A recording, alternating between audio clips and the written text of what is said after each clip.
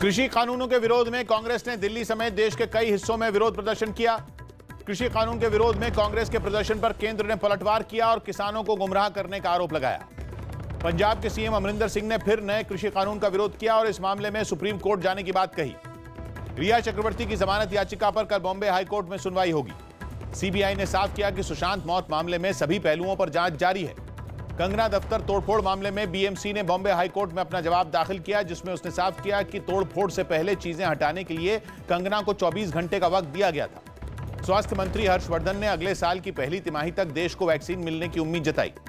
Delhi high court में एक याचिका दाखिल की गई जिसमें पराली जलाने पर रोक लगाने की मांग की गई ताकि कोरोना संकट में इम्यूनिटी पर असर न पड़े, जिस पर कोर्ट ने केंद्र, यूपी, पंजाब और हरियाणा सरकार को नोटिस भेजा। 21 और 22 नवंबर को G20 का वर्चुअल सम्मेलन होगा, जिसमें प्रधानमंत्री मोदी भी हिस्सा लेंगे। कोरोना और डेंगू होने की वजह से अस्पताल में भर्ती दिल्ली के डिप्टी सीएम मनीष सिसोदिया की सेहत में सुधार आया और उन्होंने 1-2 दिन में अस्पताल से छुट्टी मिलने की उम्मीद जताई। मौसम विभाग ने दिल्ली में अगले हफ्ते तापमान में गिरावट और ठंड आने की संभावना जताई। गृह मंत्री अमित शाह ने अधिकारियों के साथ एक बैठक की, जिसमें अनलॉक 5 और चुनावों में सुरक्षा बल की तैनाती समेत कई मुद्दों पर चर्चा हुई। मुंबई में कुछ कांग्रेस नेताओं ने नए कृषि कानूनों के मुद्दे पर राज्यपाल भगत सिंह कोश्यारी से मुलाकात की। बीजेपी नेता उमा भारती ने पार्टी अध्यक्ष जेपी नड्डा को एक खत लिखा, जिसमें उन्होंने साफ किया कि बुधवार को अयोध्या मामले में अदालत का जो भी फैसला होगा वो जमानत नहीं लेंगी। उत्तरी दिल्ली नगर निगम के कई कर्मचारियों ने वेतन की मांग करते हुए हड़ताल की, जिस पर मेयर ने 2 महीने में सभी परेशानियां दूर करने का भरोसा दिया। आईटीबीपी के डायरेक्टर जनरल एसएस देशवाल को एनएसजी के डीजी का अतिरिक्त प्रभार सौंपा गया।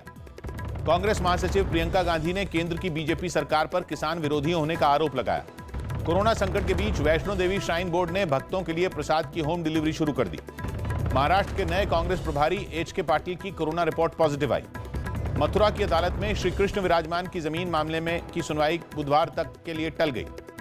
दिल्ली की पटियाला हाउस कोर्ट ने चीन के लिए जासूसी करने के आरोप में गिरफ्तार स्वतंत्र पत्रकार राजीव शर्मा को 14 दिन की न्यायिक हिरासत में भेज दिया। गोवा के डीजीपी मुकेश कुमार मीणा की कोरोना रिपोर्ट पॉजिटिव आई। सीएम शिवराज सिंह चौहान ने भोपाल में कई कोरोना योद्धाओं को सम्मानित किया। यूपी में 1 अक्टूबर से धान की खरीद की प्रक्रिया शुरू होगी, जिसके लिए सीएम योगी आदित्यनाथ ने अधिकारियों को सभी तैयारियां वक्त पर करने के निर्देश दिए। प्रधानमंत्री मोदी कल उत्तराखंड में गंगा नदी को समर्पित एक म्यूजियम समेत 6 परियोजनाओं का उद्घाटन करेंगे। बीजेपी नेता उमा भारती की कोरोना रिपोर्ट पॉजिटिव आई, जिसके बाद उन्हें एम्स ऋषिकेश में भर्ती करवाया गया। कोरोना संकट के बीच अगले साल की शुरुआत में हरिद्वार में कुंभ मेले का आयोजन होगा, जिसमें इस बार एक वक्त में 6 लाख के बजाय 1 लाख लोग ही डुबकी लगा पाएंगे। पाकिस्तान की तरफ से जम्मू कश्मीर के कुपवाड़ा में गोलाबारी की गई, जिसका सुरक्षा बल ने करारा जवाब दिया। दिल्ली के बवाना में पुलिस ने मुठभेड़ में एक इनामी बदमाश को पकड़ लिया। ड्रग्स केस में गिरफ्तार धर्मा प्रोडक्शंस के पूर्व अधिकारी क्षितिज प्रसाद का एनसीबी ने मेडिकल टेस्ट करवाया। पटना में आरएलएसपी पार्टी के प्रदेश अध्यक्ष भूदेव चौधरी आरजेडी में शामिल हो गए। महाराष्ट्र सरकार ने राज्य में रेस्टोरेंट खोलने के लिए दिशा निर्देश बनाए, जिन पर जल्द फैसला लिया जा सकता है। दिल्ली के सीएम अरविंद केजरीवाल ने अलग अलग इलाकों की रेजिडेंट वेलफेयर एसोसिएशन से डेंगू के खिलाफ लोगों को जागरूक करने की अपील की। सीएम योगी आदित्यनाथ ने उन्नाव में 100 बिस्तर वाले एक अस्पताल समेत 51 योजनाओं का लोकार्पण किया, जबकि 17 योजनाओं का शिलान्यास किया गया। दिल्ली में एक आदमी ने भलसवा डेयरी थाने के पूर्व एसएचओ पर उसके एक प्लॉट पर कब्जा करने का आरोप लगाया, जिसके बाद पीएमओ ने इस मामले में केस दर्ज करने का आदेश दिया। इंदौर में प्रशासन ने धार्मिक जगहों को खोलने की मंजूरी दे दी। यूपी के भदोही में पुलिस ने एक गाड़ी से 190 किलो से ज्यादा का गांजा जब्त किया। मध्य प्रदेश में पत्नी के साथ मारपीट के आरोप में पुरुषोत्तम शर्मा को विशेष डीजी के पद से हटा दिया गया। जीतन राम मांझी ने साफ किया कि सीट बंटवारे में एक सीट नहीं मिलने पर भी वो एनडीए का हिस्सा रहेंगे। जम्मू कश्मीर के अवंतीपुरा में सुरक्षा बल ने एक मुठभेड़ में 2 आतंकियों को मार गिराया। पीएम मोदी ने डेनमार्क की प्रधानमंत्री के साथ वर्चुअल समिट में हिस्सा लिया, जिसमें कोरोना खतरे समेत कई मुद्दों पर बात हुई। राजस्थान में कोरोना संकट के बीच पंचायत चुनाव के पहले चरण के लिए मतदान हुआ। उत्तराखंड के ऋषिकेश में करीब 7 महीने बाद राफ्टिंग शुरू हो गई। झारखंड के शिक्षा मंत्री जगन्नाथ महतो की कोरोना रिपोर्ट पॉजिटिव आई, जिसके बाद उन्हें रांची में अस्पताल में भर्ती करवाया गया। उत्तराखंड में कल से दूसरे राज्यों के लिए सरकारी बस सेवा की शुरुआत होगी। झारखंड कांग्रेस के पूर्व अध्यक्ष अजय कुमार आम आदमी पार्टी छोड़कर फिर कांग्रेस में शामिल हो गए। उत्तराखंड में नेता विपक्ष इंदिरा हृदयेश को कोरोना से ठीक होने के बाद अस्पताल से छुट्टी मिल गई। कुछ कलाकारों पर ड्रग्स का आरोप लगाने वाले मनजिंदर सिंह सिरसा ने जान से मारने की धमकी मिलने का दावा किया। पुलिस में दी शिकायत में उन्होंने पाकिस्तानी नंबर से धमकी मिलने की बात कही। झारखंड सरकार ने कोरोना जांच के लिए रैपिड एंटीजन टेस्ट की कीमत 550 रुपए तय कर दी। कोरोना खतरे से निपटने के लिए केरल के सीएम पिनरई विजयन ने कल सभी दलों की एक बैठक बुलाई। पश्चिम बंगाल के बीरभूम में पुलिस ने कुछ हथियारों के साथ 4 बांग्लादेशी नागरिकों समेत 6 लोगों को पकड़ा। गुजरात के सुरेंद्र नगर में कोरोना की चपेट में आए 4 कैदी अस्पताल से भाग गए। करीब 6 महीने बाद तेलंगाना से महाराष्ट्र और कर्नाटक के लिए सरकारी बस सेवा शुरू हो गई। मौसम विभाग ने तमिलनाडु में अगले 2 दिनों में कई जगह बारिश का अलर्ट जारी किया। अहमदाबाद नगर निगम ने कोरोना खतरे की वजह से रात 10 बजे दुकानें बंद करने का आदेश दिया। तमिलनाडु में अगले साल विधानसभा चुनाव होने हैं और इसके लिए एआईएडीएमके 7 अक्टूबर को अपने सीएम उम्मीदवार के नाम का ऐलान करेगी। आंध्र प्रदेश के सीएम जगन मोहन रेड्डी ने प्रधानमंत्री मोदी को एक खत लिखा और गायक एसपी बालासुब्रमण्यम को भारत रत्न देने की अपील की। जम्मू कश्मीर के शोपिया में आतंकियों ने एक लड़के पर फायरिंग की, जिसे घायल हालत में अस्पताल में भर्ती करवाया गया। अरुणाचल प्रदेश के सीएम पेमा खांडू ने साफ किया कि राज्य को पर्यटकों के लिए अक्टूबर के बाद खोला जा सकता है। महाराष्ट्र सरकार ने लता मंगेशकर के जन्मदिन पर उनके पिता दीनानाथ मंगेशकर के नाम पर एक संगीत कॉलेज खोलने का ऐलान किया। केंद्रीय मंत्री रामदास आठवले ने अभिनेत्री पायल घोष के साथ प्रेस कॉन्फ्रेंस कर 7 दिनों के अंदर अनुराग कश्यप की गिरफ्तारी की मांग की और ऐसा न होने पर आंदोलन की धमकी दी। प्रयागराज में समाजवादी पार्टी के छात्र संगठन ने रोजगार के मुद्दे पर राज्य सरकार के खिलाफ प्रदर्शन किया। यूपी में शिया वक्फ बोर्ड के पूर्व चेयरमैन वसीम रिजवी ने प्रधानमंत्री मोदी को एक खत लिखा और दावा किया कि देश में 9 मंदिरों को तोड़कर मस्जिदें बनवाई गई। पीएमएलएन अध्यक्ष और नवाज शरीफ के भाई शहबाज शरीफ को मनी लॉन्ड्रिंग के आरोप में गिरफ्तार कर लिया गया। सीमा विवाद के बीच नेपाल के गृह मंत्री राम बहादुर थापा ने लिपुलेख इलाके का दौरा किया। अमेरिका ने इराक की राजधानी बगदाद में मौजूद अपने दूतावास पर हमले की आशंका जताई और उसे बंद करने की धमकी दी।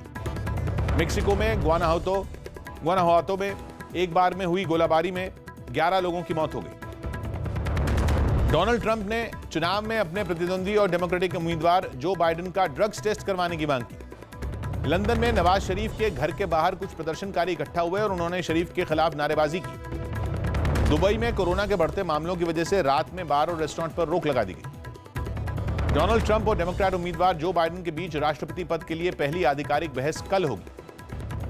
चीन के दक्षिण पश्चिम हिस्से में कोयले की एक खदान में दम घुटने से 16 मजदूरों की मौत हो गई। इंडोनेशिया के कालिमंतन प्रांत में जमीन खिसकने से 5 लोगों की मौत हो गई। अमेरिकी राष्ट्रपति डोनाल्ड ट्रंप ने टैक्स चोरी के आरोप खारिज कर दिए।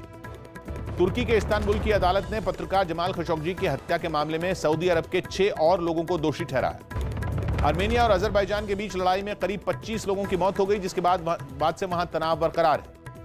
अमेरिका की एक अदालत ने राष्ट्रपति डोनाल्ड ट्रंप के उस फैसले पर रोक लगा दी जिसके तहत उन्होंने टिकटॉक के डाउनलोड पर पाबंदी लगाई थी। हफ्ते के पहले कारोबारी दिन शेयर बाजार में तेजी रही और सेंसेक्स 593 जबकि निफ्टी 177 अंक ऊपर बंद हुआ। तेल कंपनियों ने दिल्ली समेत दूसरे मेट्रो शहरों में डीजल के दाम 9 पैसे घटा दिए, लेकिन पेट्रोल के दाम में कोई बदलाव नहीं किया गया। आरबीआई की कल से 1 अक्टूबर तक होने वाली मॉनेटरी पॉलिसी कमेटी की बैठक को टाल दिया गया और नई तारीख का ऐलान अभी नहीं किया गया। अगले साल होने वाले टोक्यो ओलंपिक्स के लिए मशाल यात्रा 25 मार्च से शुरू होगी। रॉयल चैलेंजर्स बैंगलोर और मुंबई इंडियंस के बीच दुबई में मैच जारी है और अभी बैंगलोर ने 19 ओवरों में 3 विकेट पर 181 रन बना लिए। आईपीएल में संजू सैमसन और राहुल तेवतिया की शानदार पारी की बदौलत राजस्थान रॉयल्स ने किंग्स 11 पंजाब को 4 विकेट से हरा दिया। मेजबान इंग्लैंड और वेस्टइंडीज की महिला टीमें रात 10:30 बजे चौथा T20 मैच खेलेंगी। हालांकि इंग्लैंड पहले ही ये सीरीज 3-0 से जीत चुका है। फ्रेंच ओपन के पहले दौर में स्टैन वावरिंका ने एंडी मरे को हरा दिया। इंग्लिश प्रीमियर लीग में फुलहम और एस्टन विला क्लब के बीच मैच अब से कुछ देर में 10 बजे से शुरू होगा। इंग्लिश प्रीमियर लीग में लिवरपूल का मुकाबला आर्सेनल की टीम से रात 12:30 बजे से खेला जाएगा। कोरोना के खतरे की वजह से अक्टूबर में होने वाला बांग्लादेश का श्रीलंका दौरा टाल दिया गया। जर्मनी के टेनिस खिलाड़ी अलेक्जेंडर ज़्वेरेव भी फ्रेंच ओपन के दूसरे दौर में पहुंच गए। ऑस्ट्रिया के टेनिस खिलाड़ी डोमिनिक थीम ने क्रोएशिया के मारिन चिलिच को हराकर फ्रेंच ओपन के दूसरे दौर में जगह बना ली। सौरव गांगुली ने साफ किया कि बीसीसीआई ने कोरोना संकट के बावजूद इंग्लैंड के भारत दौरे की तैयारी शुरू कर दी। टीएमसी सांसद और अभिनेत्री नुसरत जहां अपनी फिल्म स्वास्तिक संकेत की शूटिंग के लिए लंदन रवाना हो गई। पाकिस्तान की खैबर पख्तूनख्वा सरकार दिलीप कुमार और राज कपूर का पुश्तैनी घर खरीदेगी। मशहूर गीत इतनी शक्ति हमें देना दाता लिखने वाले गीतकार अभिलाष का मुंबई में कैंसर से निधन हो गया। यामी गौतम और विक्रांत मैसी की फिल्म गिनी विद सनी का नया गाना जारी कर दिया गया। सुशांत सिंह राजपूत पर बन रही फिल्म में शक्ति कपूर एनसीबी अधिकारी का रोल निभाएंगे। अभिनेता इमरान हाशमी की नई फिल्म हरामी का ट्रेलर रिलीज कर दिया गया। कन्नड़ फिल्म उद्योग से जुड़े ड्रग मामले में गिरफ्तार अभिनेत्री रागिनी और संजना की जमानत याचिका खारिज कर दी गई। टीवी शो इश्क में मरजावा 2 के अभिनेता राहुल सुधीर के बाद अब शो की अभिनेत्री चांदनी शर्मा और डायरेक्टर भी कोरोना पॉजिटिव पाए गए। और हॉलीवुड फिल्म अवतार 2 की शूटिंग पूरी हो गई, लेकिन हालांकि यह फिल्म दिसंबर 2022 में रिलीज होगी।